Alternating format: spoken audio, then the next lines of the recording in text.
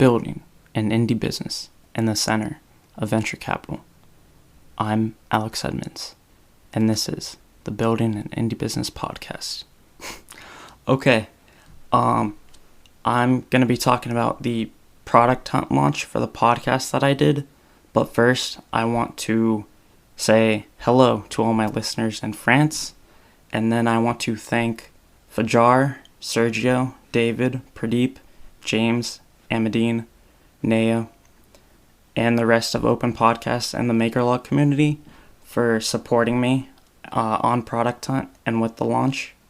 For this episode, I'm going to be talking about the two goals that I had for the Producthunt launch, how I prepared, a little more about the preparation, how to have a successful launch, in my opinion, the benefits of Producthunt, the problems that Producthunt has, now what am I going to do that I launched on Producthunt, before and after. So before and after the Producthunt launch, a little bit of stats, the results of the Producthunt launch.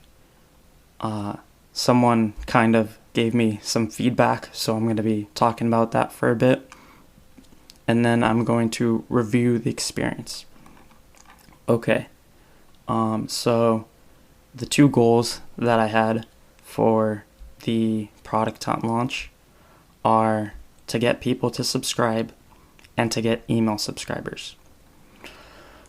Okay, how I prepared. The first thing I did is I created a GIF of the two logos that I have. So I have a blue logo, just with the words, building an indie business. I have a red logo of that. And then I have two logos that Fajar created for me. So his version of the podcast logo with my face, and he gave me a red one, and I made a blue one out of that. So I created a GIF because, why did I create? Okay, I created a GIF, sorry, because on Producthunt, when you're seeing all the listings of the products, it'll show all the changing pictures, and it'll catch people's attention. They actually recommend doing this. And so I thought mine was a little fast, but I think it caught more attention. I created a landing page. I'll be going into that more. I researched when to post. So you're supposed to post at midnight Pacific Standard Time, which is actually my time zone. So it was a little easy. And I did it on Sunday going into Monday. So I had the entire Monday to promote my launch. I had to stay up late because I go to sleep at 10, 11, no, I go to sleep at 10, and so I had to stay up till midnight to post the launch, or to post it on Producthunt. I wrote copy. I made sure to mention Open Podcast a bunch in the copy, in the actual Producthunt listing. I created a new trailer. I'll go into that a little bit more. And I bought a domain, baib-podcast.com. Okay, so I want to talk about the landing page. Basically, I didn't put that much effort into it. I took SupremeRumHam.design. I took that homepage, and I just wrote everything out that I had for my stuff, and then I added some open podcast stuff, some podcast stuff about the podcast. So specifically what I did is I made it like a preview of the type of content that you would hear on the podcast. So I broke it down into 3 different types of episodes. So the first episode would be about podcasting, like how to interview someone, how to market your podcast, things like that. So that was the first chunk, and I had a preview of the episode, I had an embedding of the episode of how to interview someone, and then I had a little copy about podcasting and like what kind of episodes I'm doing about podcasting. Okay, the next embed example is I had about community building. So yeah, I talked about how I'm using the podcast to grow open podcasts, and then I had how to grow a community as the example. And finally, I talked about web development, and the example I used was learning SaaS, because I don't really talk about web development anymore, because as you know, I use Discourse for my forum, and so that didn't take a lot of effort. And then the blog, I used Ghost, so that didn't take a lot of effort. So I don't really talk about web development, but I will in the future when I build the custom form.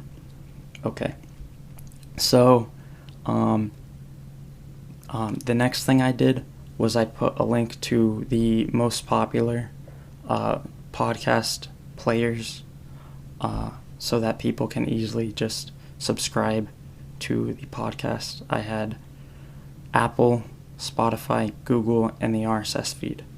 And then the final thing I had, no, not the final thing I had on the front page was a link to the mailing list at the bottom of all the examples. And then I also added an about the host page, and then I just talked about me for a bit, and then I had a link to Open Podcast, because everything I do is about promoting Open Podcast, so that's why I made sure to mention Open Podcast a bunch. Okay. Then I created a new trailer for the podcast, and I specifically only had it on YouTube, and the trailer was just basically an audio version of the landing page. So I just talked about podcasting, I read the copy, community building, I read the copy, web development, I read the copy, and that was about it. It was about 50 seconds, something like that. Okay, how to have a successful launch. The Alex Edmonds version. Okay, so you want to launch it at 12 a.m. PST, and the reason you want to do this is because you have the max amount of time to promote the launch. So you have 24 hours, and on Producthunt, the way it works is that it'll show the most popular things that have been launched on the site that day, and so you have the max amount of time to potentially be on that top. And then tomorrow it's still there, but it's at the bottom after today's stuff. And so I'm still getting upvotes right now, but it's not as impactful as yesterday. Okay, so after you have posted on Producthunt, the next thing you want to do is you want to tweet it. And you want to be careful with what you say in your tweet, because if you solicit upvotes, then Producthunt will punish you, make you weaker in the algorithm, or might just take off your Producthunt launch. And so what you want to do is you want to say, hey, my product is listed on Producthunt, and that way it's like code, people know to go upvote it. So I tweeted about it, I promoted it in the communities I'm in, I promoted it in MakerLog and Open Podcast. That's why a lot of Open Podcast and MakerLog, they upvoted my product, and they commented. Everyone I mentioned in the beginning, they commented, and I really appreciate that. Thank you. The next thing I did was I made it in a milestone on Indie Hackers. In my opinion, Indie Hackers is only really good for community and their milestones, because there's not a lot of interaction on Indie Hackers, so you have to use the milestones. Finally, I promoted the launch on Reddit. I promoted it on r/side projects, which is how I promote the podcast, so those people are familiar with me. And I did the same thing. I just said, hey, I launched my podcast on Producthunt. Here it is. Check it out. Okay, so now we're going to talk about the benefits of Producthunt. You can get potentially a lot of traffic in a short amount of time, 24 hours. I'm going to talk about the traffic I got later. Next, a benefit of Producthunt is that it's free. You don't have to pay anything. A benefit for me for Producthunt in terms of podcasting is that Producthunt is sort of like the people on there, the audience, the Producthunt audience. They're sort of my target market, but not really. But some people might come join Open Podcast after hearing my podcast or seeing my launch. Sorry about that. Okay. Problems. You're potentially going to have high turnover. So if you launch a community on Producthunt, you're going to get a lot of signups, but then a lot of people that don't come back the next day. It's part of the process. The traffic isn't organic.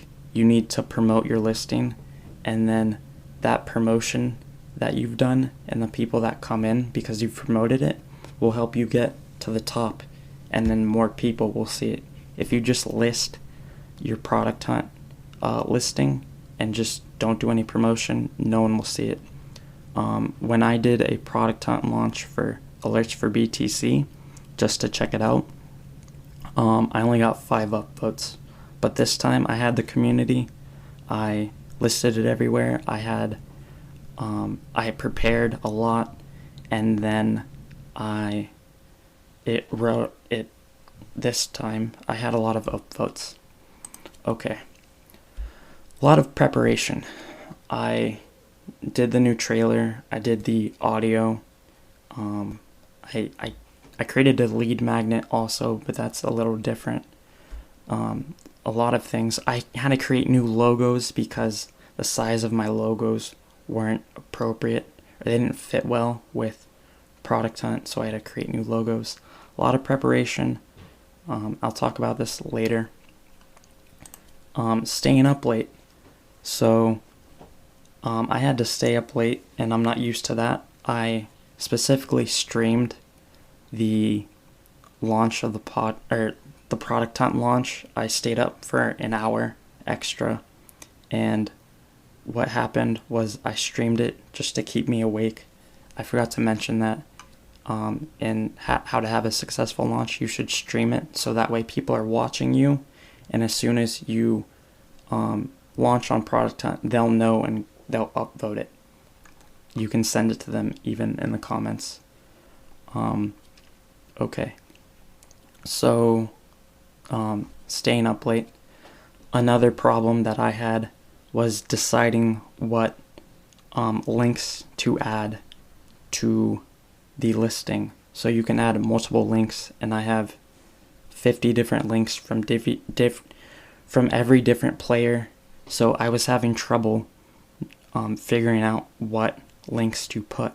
And so that's why at the very top of the landing page, I had the most popular links, but also that's kind of, I want people to subscribe right away. So by having the landing page, they can't subscribe right away. And I didn't want to have too many links because that would overwhelm people and prevent people from subscribing. So I had the Apple link, which was the most popular. But the problem with the Apple link is that excludes people from Google people from subscribing to the podcast.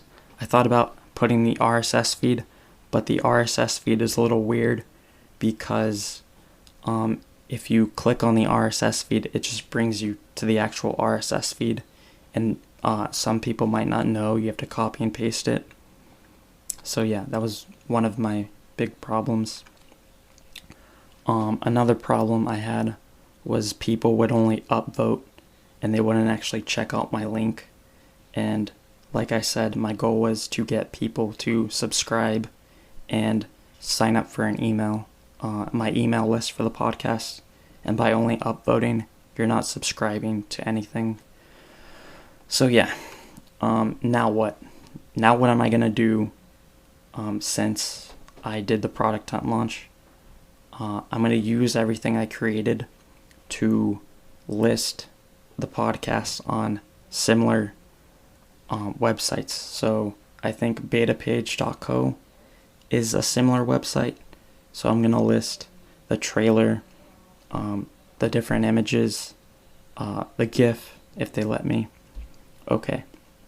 So now, before the Producthunt launch, the Sunday, even like so minutes before, I had 5,292 downloads and 3 email subscribers.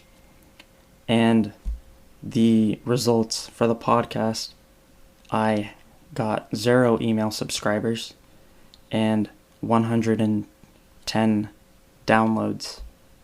But the problem with the downloads is it's not an accurate measure, because on Monday, so the second I listed the podcast on Producthunt, I had a new episode come out. So people downloaded the new episode.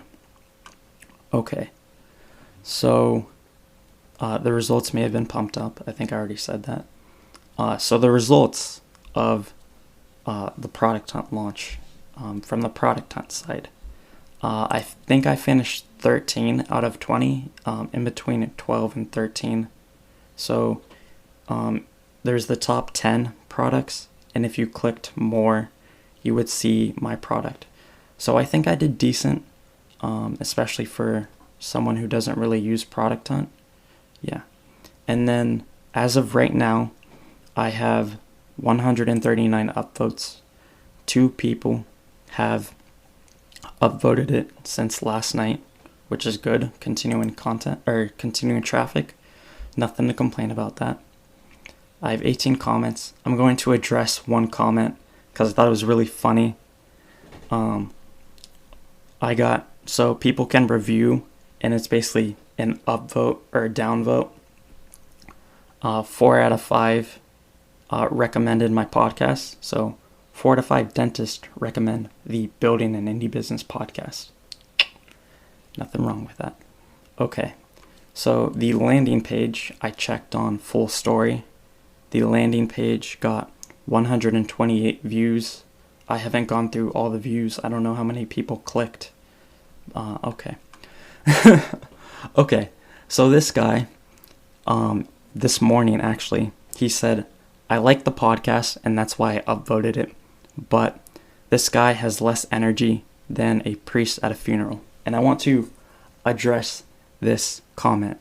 First of all, I thought it was really funny because it's true. Sorry, needed water. But first of all, he clearly the way I commented it was I don't know enough about priests to respond to that. Which is true, even though I went to Catholic school for 7 years. Okay. He clearly didn't hear the episode, The Results of Dogs and Web Development, when I yelled, viral! After that episode, I was asked not to yell, so that kind of, I've had that mindset. But for someone, me, who listens to so much content from comedians, I should be able to figure out how to make the podcast funny without having to yell, which is true. Also, I have been discussing, since before I started the podcast, I remember having a conversation in March, the month I launched the podcast, about how to make it more funny while giving people value out of the podcast. Let me see, what else do I have? It's difficult to focus on your energy levels and making the podcast and the content at the same time.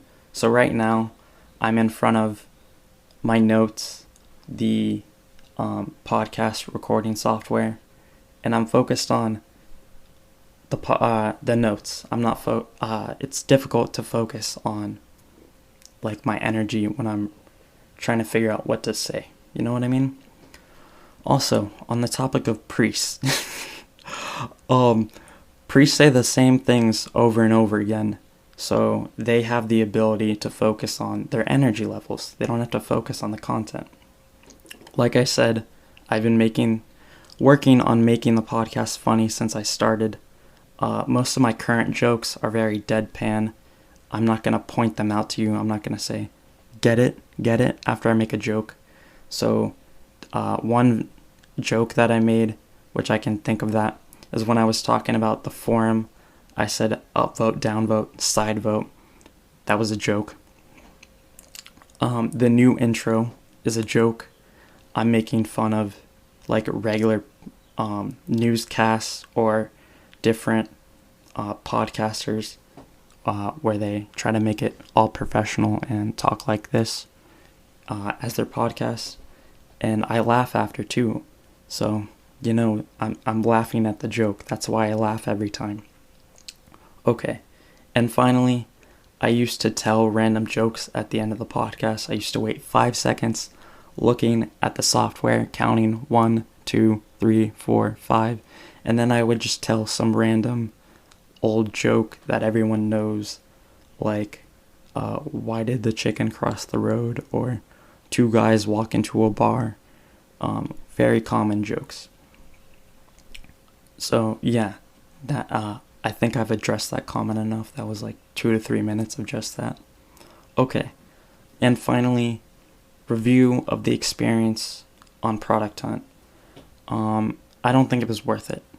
I mean, it wasn't worth all the effort because I had to make the GIF.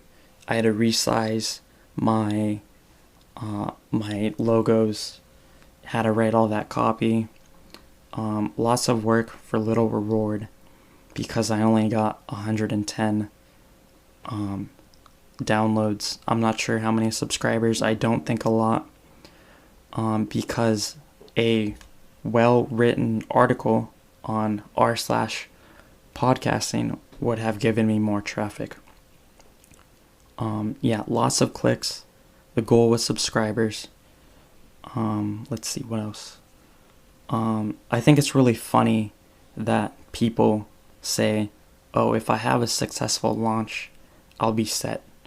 That's not true. It's a lot of little things that you do to become set or be successful. And that kind of reminds me of comedians and how some would treat the Tonight Show the same way. If I go on the Tonight Show and I have a good set, I'll be good as a comedian. People will come listen to me, and that's not true. Would I do it again? Would I launch on Producthunt again? Yes, and the only reason why is because I have all the assets prepared already, and it's free. It's free traffic. I don't really pay attention to what people say anymore. That guy was right. I got a lot of praise. Yeah, I would do it again just because I have the assets and it's free traffic. So yeah, that's the episode. Thank you for listening. Have a nice day. Bye.